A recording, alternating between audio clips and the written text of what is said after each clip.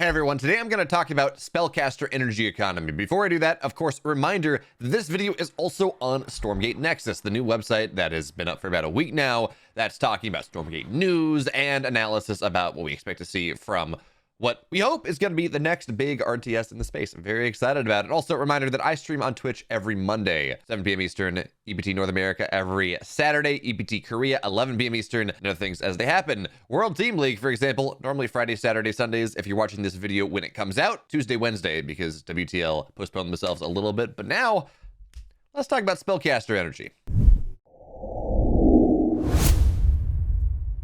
RTS games are, at their core, games of resource management, whether that is material resources, minerals and gas in StarCraft, wood, stone, gold, whatever you want to, all the different things in Warcraft and AoE, whether it's APM resources, map control, base management. But what I actually want to talk about, and I think is important to talk about, isn't talked about enough, is energy management, that resource that allows casters to be effective in the game, to cast their spells. To my knowledge, there are three ways that a caster can generate or maintain their energy, their ability to fight in some way. The first one is they're just given it. When they're built, they have X amount of energy and it goes down as they cast spells and they don't get anything else. And then there's the flip side of that, where they just start with nothing or start with some amount and they start to generate it over the course of the game. And they just have this constant generation through the entirety of the game.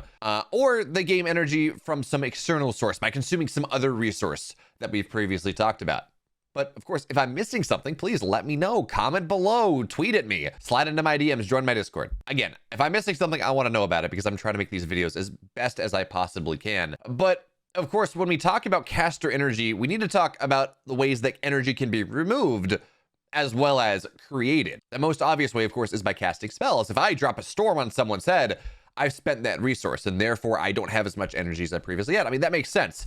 But energy removal is a key component of spellcaster balance. You need some way to be able to counterplay the opponent's spellcaster, and normally, not always, but normally that comes with energy removal. These caster units are normally by far the most powerful units on the field, and this happens for a reason. Most units in an RTS, you have to buy them with resources, minerals, and gas, and then once they've done their thing, they've done their thing. The lings have run in and they've gotten some damage and they've died. Resource retention is not as much of a thing for the most part with normal armies. But spellcasters, they can do their stuff over and over again. Their damage is a function of existence on the map. As long as they exist, they will continue to do damage rather than, okay, I have to actually engage with the army. Again, renewable resources are almost always more powerful than non-renewable resources. So as we get into the rest of this video, it will lean pretty hard on the unit archetypes video I made a couple weeks back. So the link is, of course, in the description down below, and YouTube should have a little thing up here as well. If you want to take a look at that, I recommend it. It goes into what I want to see for the general unit setup for Stormgate, unit design for Stormgate, as well as why having extremely focused units is actually a really good thing.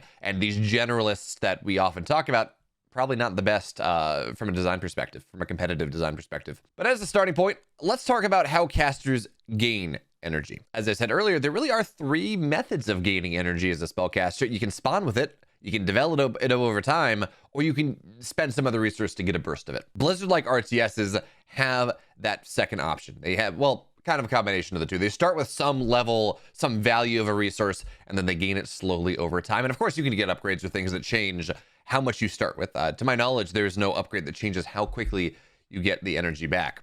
And now, while this is not necessarily a thing in every single RTS, we're going to treat it as our expectation, because Frost Giant has been very vocal about saying that they are going to create the next great Blizzard-style RTS, not just the next great RTS. So we do expect them to, again, pull a lot from the Blizzard style. So again, baseline energy regen is kind of what we're expecting. So the question then is, what does this mean for spellcasters? The fact that their energy regenerates means that your utility is a function of an extra resource.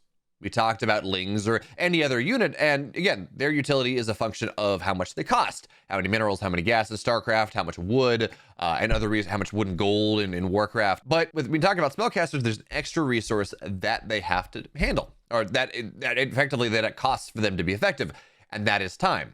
High Templar morphs in with 50 energy. They need 75 energy to cast a storm. That is 25-ish seconds, closer to 30, where they are not useful from the moment they've spawned into where the moment that you can actually do or cast their most powerful spell. So again, that time is a power-gated resource, but it is a resource that the casters have to, that effectively you spend, that you don't spend by building other units. Not, I mean, yes, there's build time, but again, this is after they're on the map and vulnerable and can be killed. And that actually creates some really interesting gameplay decisions. You know, do you warp in 10 Zealot because they can fight right now, or do you warp in these High Templar because you want to have a little bit more power later on? Again, different opportunities for different areas, but it does drive interesting gameplay decisions, which really is what Frost Giant is trying to do at the end of the day. Provide opportunities for players to not just play the meta, but derive their own meta if they want. Make interesting, make creative gameplay decisions that allow them to play stylistically and, well, in a game way that's fun for them as well. I mean, fun is important. So that really begs the question then. Should every caster have some set amount of energy regen? Now, again, there are two schools of thought for this. The first one says that absolutely you should do this. Make sure that there's one baseline energy regen, and then maybe different units they spawn with a little bit more, a little less. But that is elegant game design. It's easy for someone to understand. Yes, all my units will regenerate their energy. Okay, that's something that is tangible, that is understandable, that you don't really have to go into depth. The other one, the other side of the coin, says no. Provide room for there to be some units that have faster regen than others, some that don't regen at all, some that spawn with different levels of energy, because first of all, that's a balancing consideration. You can change those numbers. And second of all, that provides for some really interesting gameplay, or I think at least interesting game design decisions. Maybe your more powerful spellcasters, they warp in with a lot of energy to start, but they have less regen over time. They generate energy slower compared to a less powerful, a less expensive unit. Or maybe, I don't know, a bunch of different ways that you can do this, but gating power behind energy generation rates is actually a really interesting idea, especially when you consider maybe there are other ways that they can generate energy on top of the regen idea. Or maybe they don't generate energy whatsoever. And again, they only get their energy from that setup, or they have no way to get more energy. So effectively, they then have ammunition. You know, say a Reaver that can only fire 7 shots, and then the use case change. Maybe if they don't have energy, they become a more powerful combat unit. Kind of like the Ghost, except of course the Ghost regens. But again, it is that powerful combat unit that has a lot of utility. By messing around with the regen and maybe denying it in some ways, it actually creates some really interesting design decisions. Now, again, on this note of maybe there are some units that don't generate energy, I think there's an interesting idea to be had, or interesting path to follow in terms of stealing energy from opponents' units. So you say you spawn with 50 energy, whatever it is, number doesn't matter. And the only way you can generate more energy is by casting maybe your middle tier spell and sapping energy from opponent spellcasters. That actually then creates some really interesting decisions where, okay, so say you just have enough energy to cast one of the powerful spells. So say Ghost and Snipe, or High Templar and Storm. But you need the EMP, you need the feedback, whatever it is, to get that energy back so you can actually use it multiple times. So then in the fight, do you cast the Storm, and then you just have this unit that is mostly useless? Maybe they have some change, they become a more powerful melee unit, or maybe they're just not. Or do you cast that EMP, you cast that feedback to make sure you have energy for the next fight, but you don't have that ability right then. So again, forking, branching decisions, decisions that allow for players to differentiate themselves. Say a player that just always goes all in, and maybe that's something that people can play around.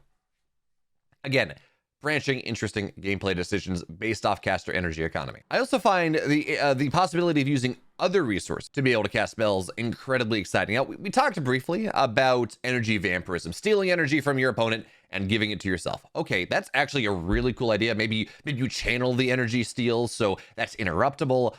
Again, maybe this is merging a little bit too far into the Dota realm. I don't know.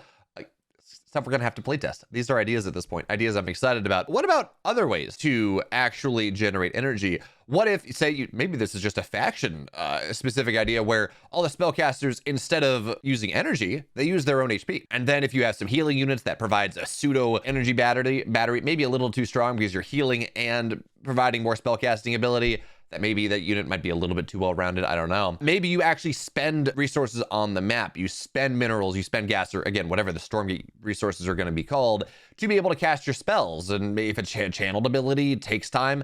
We kind of have that with the nuke, but I'm talking maybe a little bit more smaller setups. I don't know. Interesting. I think there is definitely some things that can be explored there, especially as we talk about maybe the Infernals, which are this unit or this army, this faction that goes and takes over the best part of all these other worlds. And maybe that's thematically tying in, I don't know. Because we haven't seen much of the lore. But again, by exploring, HP as spells, and minerals, resources as spells, energy regen, all these different things, It allows not only for us to have some interesting kind of gameplay competitive design decisions, but also some very thematic factions, playing the game very differently. Now, when I talk about healing units that use their HP for energy, that does beg the question about mana batteries, which we have to approach with a similar level of care that we talk about healing units, where this is something that very easily could snowball. You have one or two really powerful spellcasters and just a bevy of mana batteries effectively that power their spells that, who knows? There are two schools of thought about whether they're going to be expensive or not. One says make them very expensive because they can power every spellcaster, and one other says, well, they're actually not casting spells. They're these weak support units, so make them cheaper. Regardless, this bevy of mana batteries that power these really powerful spellcasters, maybe even powering the hero units that Stormgate has been messing around with. That could be a problem, but I think, again, it's an interesting path to go down. Maybe the solution actually is just to make them structures. So that powers, that really provides tremendous defender's advantage, where your spellcasters are just that much more impactful, that much more powerful on home turf, because they get mana back compared to when they're trying to be aggressive. Maybe that provides an entire class of spellcasters that need the mana battery attached to them to be effective at all. And then you have these strong defensive units, aggressive units. Again, faction, thematic faction differentiation, player style expression are things that I'm really looking at with Stormgate. As I think this is going to be possible, and I want to see them really lean into that. But the final topic I want to discuss is the broad subject of energy removal. Now, we talked about it a little bit when EMPs and feedbacks and energy vampirism, but the key idea I want to talk about here is whether every faction should have the ability to actively remove energy from their opponent. In StarCraft, 2 of the 3 races have it. You have the High Templar for Protoss that have feedback that does damage and single target removes energy. You also have the Ghost, which does AoE mana removal and then does damage to a specific subset of health for Protoss units, but not Zerg. Of course, the Zerg don't have any way, really, to remove energy unless there's some really fancy micro tricks with infestors and neural and a ghost. And again, that's not in the core design. That is skill expression at the highest degree. So, back to the question. Should every faction have the ability to remove energy from their opponent? And I'm going to say no, with a caveat. There should be other ways to allow you to counterplay around those cast units, whether that is the faction that doesn't have the ability to remove energy as a faction that goes and has superior map control in some way, superior vision. Maybe they're faster so they can avoid the damage. Maybe think like how Zerglings work on creep. Or maybe some way to reposition the casters so you can kill them before they get the damage done. Something like that. That is soft counters. Because I know Stormgate, I know Frost Giant devs have been talking about how hard counters are necessary because they force armies to change their composition over time. But something like this, I think soft counters are absolutely okay. Again, if there is no way, and actually necessary, if there is no way to actively hard counter, to directly remove energy from your opponent. The other interesting idea, by the way, when you talk about not having the ability to remove energy from your opponent, is what if there's a faction that doesn't have any energy whatsoever? They take less damage from spells. They're an anti-magic race or whatever powers psionic forces, whatever powers the Stormgate units. Maybe they just mass things. They don't need spellcasters. They just have damage in other ways. That's really thematic. I don't know though. Maybe spellcasters are just too important. So what do y'all think?